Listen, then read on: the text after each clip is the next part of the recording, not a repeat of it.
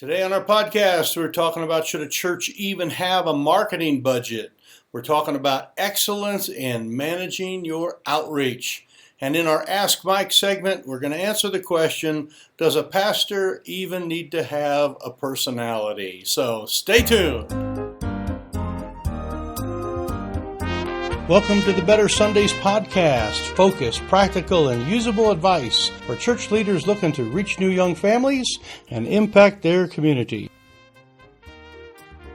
All right, howdy. Mike Holmes here at the Better Sundays podcast, and I am excited to be with you today. Good to have you. Welcome for wherever you are around the country and North America and Europe and Africa. We actually get a lot of people from a lot of places that write in and comment, and we're grateful for everyone. So good to have you here. This is the Better Sundays podcast. If you want a better Sunday than you had last week, you're at the right place. In fact, we're like the number one podcast for practical advice for independent conservative Baptist churches, helping churches manage what they know they need to manage. Some of those things. We're not going to help you with your music. We're not going to help you with your Bible versions. We're not going to help you with your doctrine. You should have that figured out. But we are here to help you reach new young families and figure out what is going on in your particular neck of the woods and how you can become more effective in the right way, right? Effective for the Lord, okay? We want to do our very best for the Lord. So we got a couple interesting topics today. The Ask Mike segment will be at the end, and we're going to talk about this question, does the pastor even need to have a personality?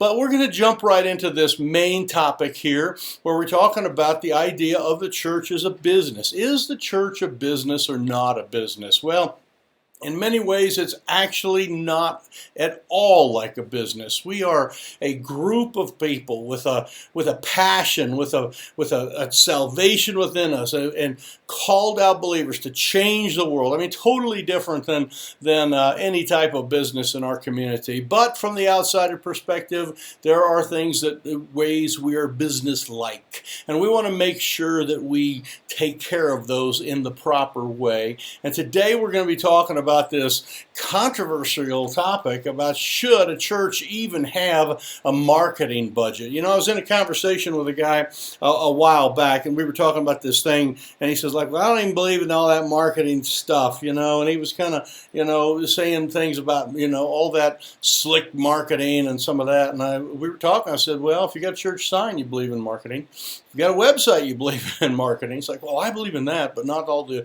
slick stuff. It's like, okay, well, we'll separate all the salesman stuff off of it, but folks, we do need to pay attention. I'm going to give you a couple specific areas on where to pay attention in this particular thing.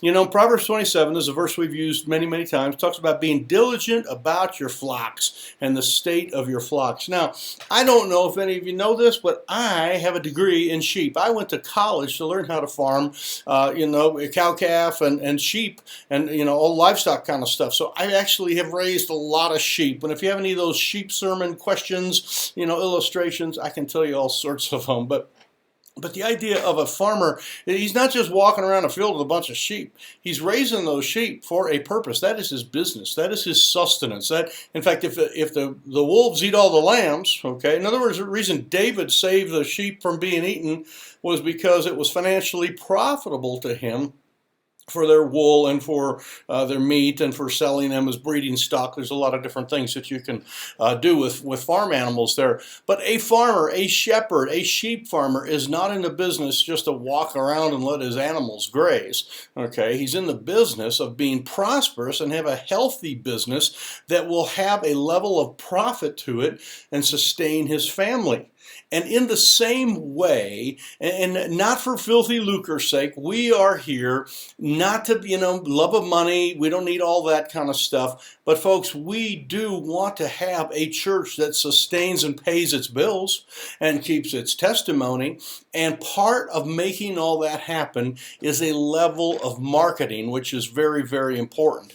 Now, you can call it, you can change it in your budget, call it the evangelism budget if you want. You don't don't have to necessarily call it, whatever. Some churches call it promotion. Okay, it's a little bit softer word. I don't have any problem with that. But it's the idea of making sure that you are out there in your community. Now I'm going to give you two areas that are very, very important on this in our podcast here. And by the way, if you find this helpful, if you're watching this on our YouTube channel, if you take a moment and hit the like button, we appreciate that. And then if you forward it or share it or subscribe, or there's all sorts of things you can do, but we appreciate that kind of stuff. So, all right, there's a couple areas that we need to kind of make sure that we are healthy in. And in this day and age, one that has been a big topic this week specifically, I made several posts online and talked to a lot of people about this, is the idea of your digital side.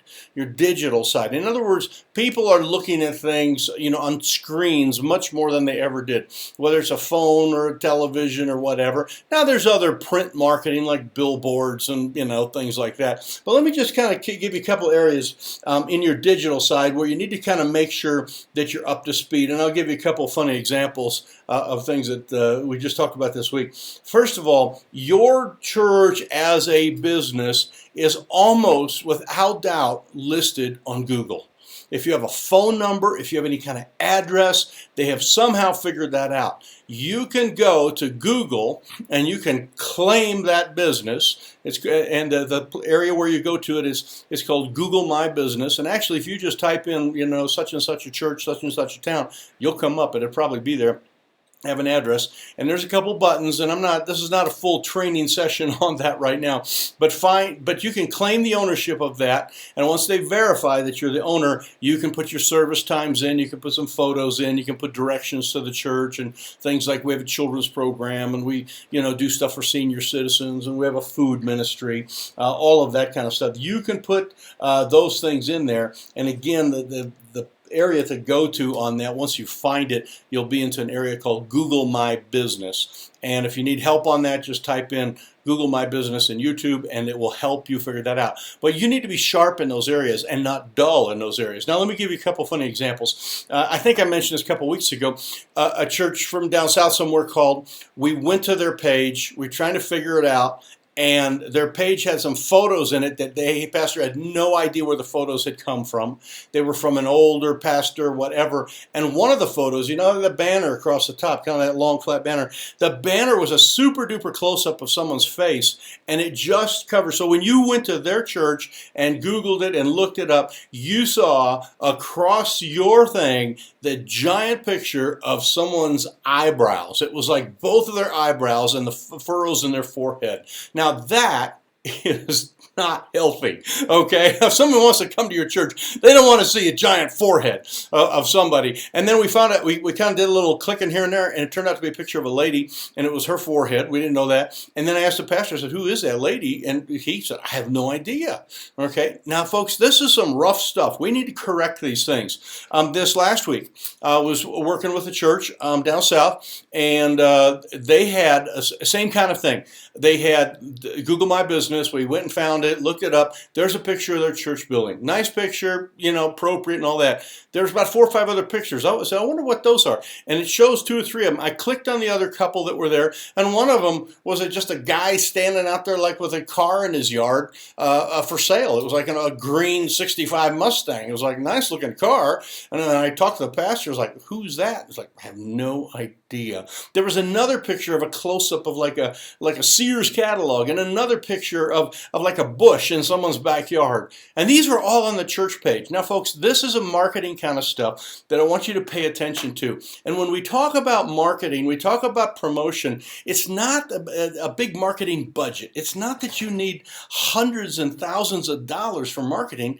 You need you need to pay attention to these things and make sure these things are getting corrected. So those churches are both in the process of making those corrections, but you need to look yourself. So some digital stuff there. And again, this is the idea of having diligent about your flocks and the state of your flocks, and really paying attention to all this kind of stuff and making sure you're healthy in this area. Google Maps, of course, your website needs to be good. We did a review this week of a website, had absolutely no photos in it. Not a single photo of a single anything. Not the building, not children, not pastor, no nothing.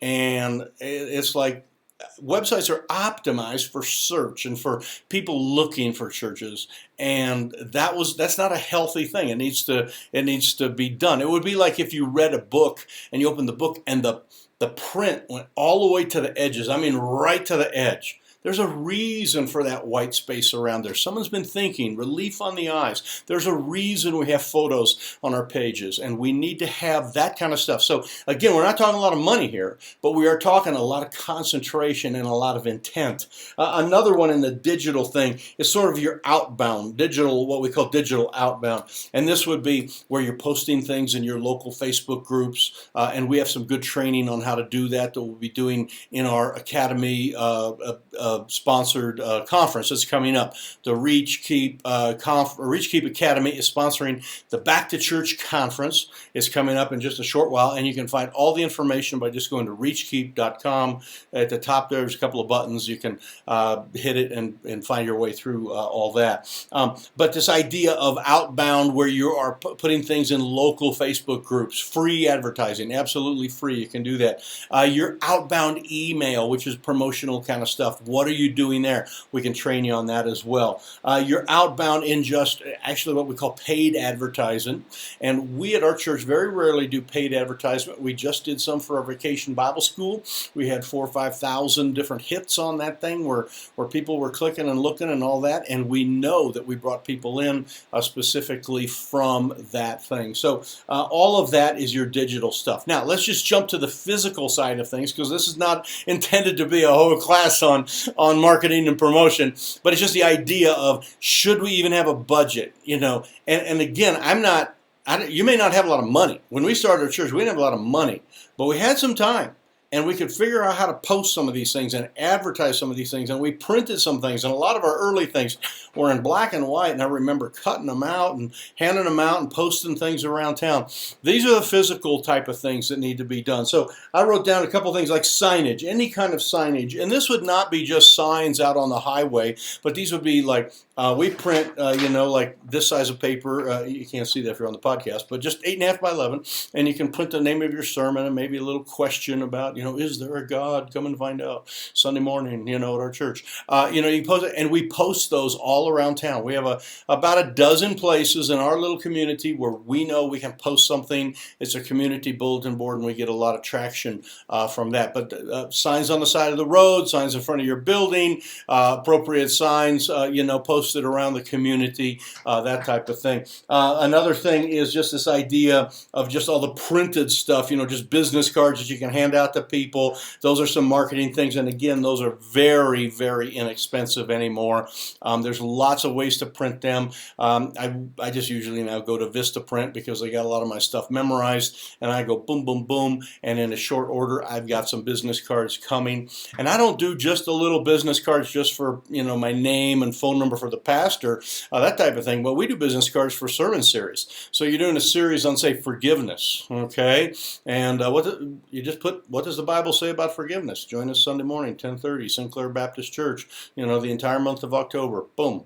It takes hardly next to nothing. And then you give everybody 10 of those on Sunday morning, and you say, hand those out. And they go out and hand them out in the community, and then you bring people in. So again, this is a marketing mindset. This is the idea of being an excellent manager of your outreach, and we need to be excellent in that area. So the last one I have is just what I call displayers, and these are just little 8.5 by 11s or posters if you can afford them bigger, but they are around your building, or when people come, there would be like a little brochure rack, and it would say, what do you want to know about our children's ministry? Here it is. Here's something about our food ministry. Here's something about our values. In fact, we took our main core values and put them on posters, and we have them hanging on the wall in some places. All of that just takes some time and attention. It doesn't take a ton of money. Okay, so the question is, should a church have a budget? Yes, I think we should have some type of marketing budget, but should we put time into it? And that is an absolutely yes. to that. So there's our question for today, or there's our discussion for the day. Is church a business? Not technically, no. But do we run, and are we compared to businesses in this sense of marketing?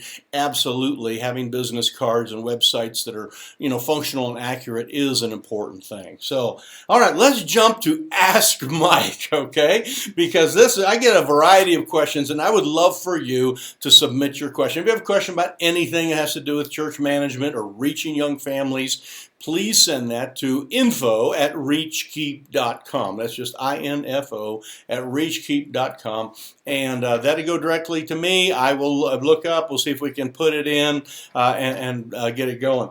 This one kind of comes in the statement. And here's the question I kind of formed out of it. Does the pastor need a personality? Does a pastor even need a personality? I thought it was kind of funny. But I had a question, and it wasn't a question. It was more of a statement. And it says, I don't have an outgoing personality, so I could never do what you do.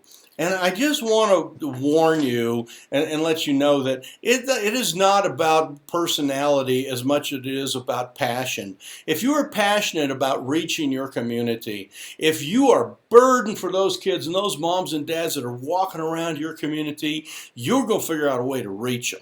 Okay, and your excitement may come out in different ways. It may come out in door knocking. It may come out in visiting. It may come out in putting your arm around and praying with them right on the street. I prayed with a guy in a parking lot the other day, and he just like, I can't believe you just did that right here in the parking lot. I mean, he was just like astounded that we had prayer in the parking lot. Folks, it's about passion. It's not necessarily about personality. The other thing is about the principles that you believe and the things that you are executing. In other words, we call those core values. And during our conference and during some of our stuff that we do here through the Reachkeep Academy, which is our membership site, we train you in these things. In other words, there are principles that you have that you put into effect, and whether you have personality, whether you're type A or whatever all the things are, whether you're excited or exuberant or whatever, if you put principles into effect and you back that up with passion, you will be able to create what we call that Reach Keep Church, where you're going to be reaching and keeping and changing your community. And that's the Ask Mike question for the day. So does the pastor even need to have a personality? The answer really is no. If he's got passion and you got principles, things are going to go the right direction. What you may not have in some of those areas is training, okay? And we are the premier training organization that helps pastors who are struggling. You need a mentor, you need a coach, you need somebody. You need Reachkeep, and we'll get you into the Reachkeep Academy. Come join us, get involved in our academy. You can go to reachkeep.com and hit a couple of buttons and find your way to the conference that's coming up. And we have a limited number of people we do in our conference. We only train about 15 people at a time. We cannot do a lot because this is focused training. We want to do a lot of one-on-one stuff, and so we're going to spend some time with you. Make sure you register right away. And again, you can go to reachkeep.com, and there's some buttons that say Reachkeep Conference, and that'll get you where you're going. So anyway, this is Mike from Sinclair, Wyoming, and excited to have you always on board. Appreciate that. If you're listening here, hit the subscribe button on YouTube, and otherwise make sure that you give us a thumbs up or a share, however it works. If you're on your favorite little podcast player, lots of times they have a little share button, a little square with an arrow coming out of it, and you can hit that and send that to a pastor who's needing a little encouragement, and you'd be a blessing to him if you sent them that. So anyway, God bless you. Don't forget to be serving the Lord with gladness and enter into his gates with thanksgiving, and we will see you next week. God bless.